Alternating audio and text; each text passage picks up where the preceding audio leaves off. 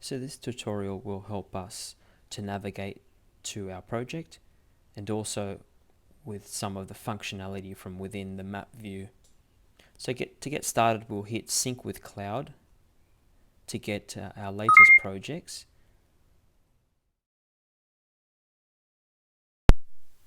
So once we've done that, we hit Start, which will take us to our current project.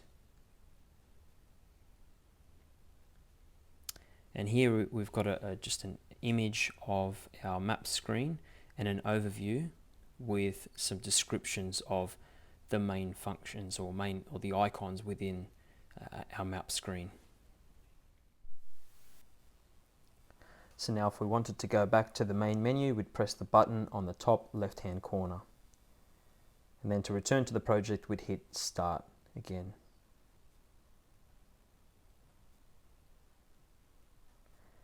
To view another project, we'd hit the bottom on the right, the button on the bottom right hand corner, and that will show us all the jobs currently available to us. So we might want to select another job.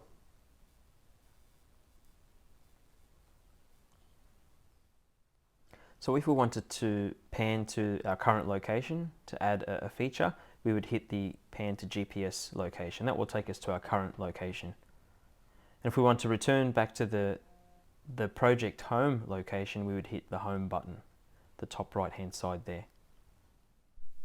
So now we're going to look at the three modes of operation on the right hand side there. At the top you've got the Edit Feature Form mode, then you've got the Edit Feature Physical Properties mode, and then you've got the Add New Feature mode. So you will be toggling between these various modes depending on what you are doing in your project. So let's begin by selecting the Edit Feature Form mode.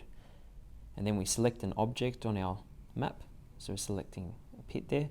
Now you notice it comes up with a list of features that are in the vicinity of where we selected on the screen. So we will select one of those features. In this case, we'll select the pit. And you notice it takes us into the form. So here in the form, you'll notice there are pull down lists. There are also text fields, and you can also add photos. You can either take the photo from the Konekt app, or you can pick up a photo that's already on your device.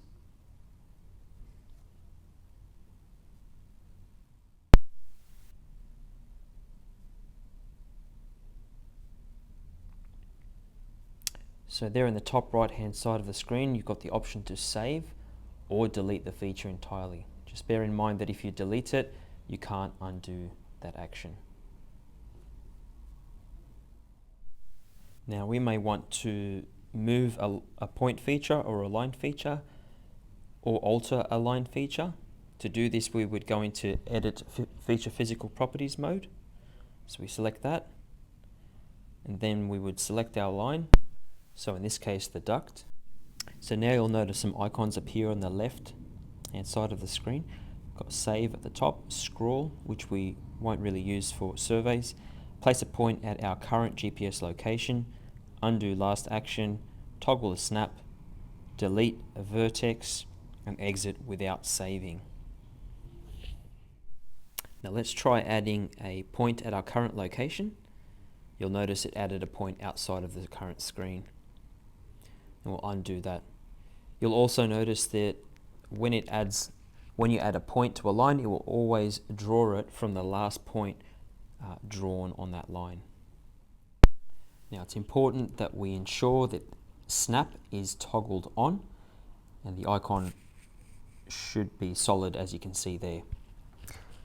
Now this ensures that lines and points are snapped together when we draw them, when we place them or edit them. There's also built-in topology rules, meaning that there are relationships between the different types of features. For example, if you move a pit, then the trench and cable that is snapped to that pit will move along with it. So without that snap enabled, then topology will not work. Perhaps in instances where you want to break that topological relationship, you can disable snap and move your feature. But the general rule is that snap should be on. So let's say we want to move the endpoint of our duct.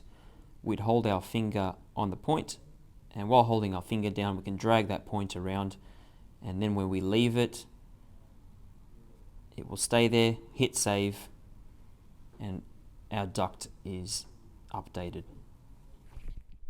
So let's select our duct again. And now let's just tap on a point on the screen, and it draws a line to that point. Again, it will draw a line from the point that was last drawn on that line. So let's undo that now. Now let's say we want to add a point in the midpoint of a line. So we'll hit the midpoint of the line there, drag it, and we can move it to where we like. Now let's hit another point on the line, an existing point, drag that, and our final point. We hit save, and there's our new duct position. Now you'll notice that light line there, which represents the cable, a point on that cable has actually moved with the duct, and that's because it is snapped to the duct. Select that duct again, and we'll move those points back. Actually, we'll delete that vertex. We don't need it, that point. Move that point back and snap this last point back onto the pit, and hit save. Now cable should move back into its original position. So now let's try moving a point feature. We'll select a pit, and again we've got snap turned on. Now we just simply hold down on that pit, and again, once again, we drag our point around. We drag it until we find the location we want to place it, and we hit save.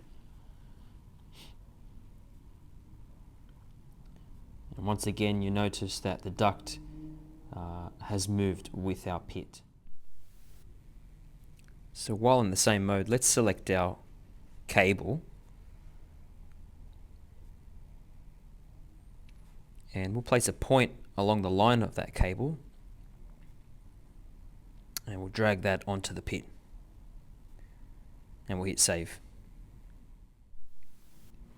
Now we'll just select our pit and move it back to its original position.